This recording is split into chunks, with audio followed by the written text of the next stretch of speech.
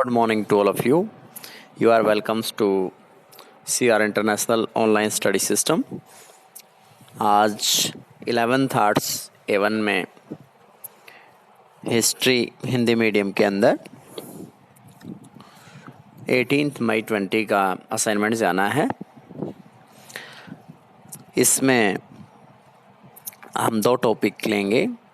पहले टॉपिक का नाम होगा तीसरी शताब्दी का संकट और दूसरे टॉपिक का नाम होगा समाज के अंदर लिंग, साक्षरता और संस्कृति की स्थिति पर प्रकाश डालें। तो इसमें तीसरी शताब्दी के संकट के अंदर हमें ये देखना है कि रोमन साम्राज्य के लिए बहुत ज़्यादा चुनौतियाँ तीसरी शताब्दी के अंदर रही।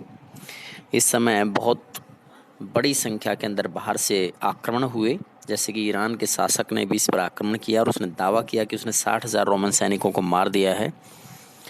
उसके अलावा विदेशी बर्बर आक्रमण होते ही रहे।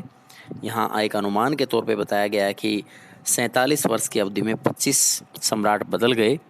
इससे पता चलता है कि बहुत ज़्यादा चुनौतियाँ इस दौरान रही और इसका जो साम्राज्य विस्तार जो था विभिन्न जनजातियों की चुनौतियों से भी प्रभावित रहा। एक जनजाति का नाम था एलमन्नाई, दूसरी का नाम था फ्रैंक और तीसरी का गोथ।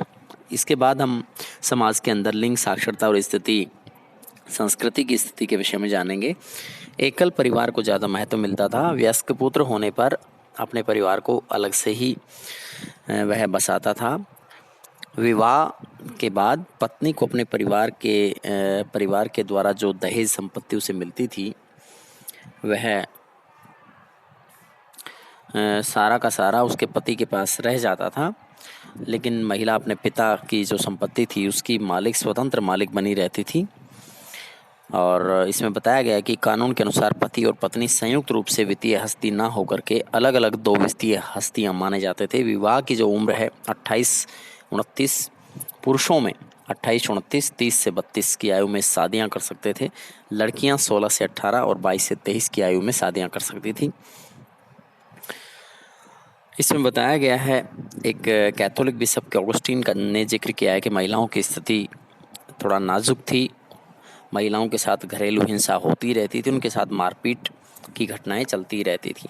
साक्षरता के अंदर बता रखा है कि कुछ ही समाज के लोग पढ़े लिखे होते थे, जिनमें सैनिक, फौजी अफसर और संपदा प्रबंधक ही ज़्यादा पढ़ते थे।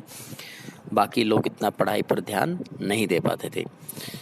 इसके अंदर कुछ भाषा परिवारों का जिक्र किया गया है कि अरामाइक जो निकटवर्ती पूर्व के अंदर फरात नदी के पश्चिम में बोली जाती थी। मिस्र में कॉप्टिक और उत्तरी अफ्रीका में प्यूनिक, स्पेन और उत्तर पश्चिम के अंदर केल्टिक भाषा यहाँ पे बोली जाती थी।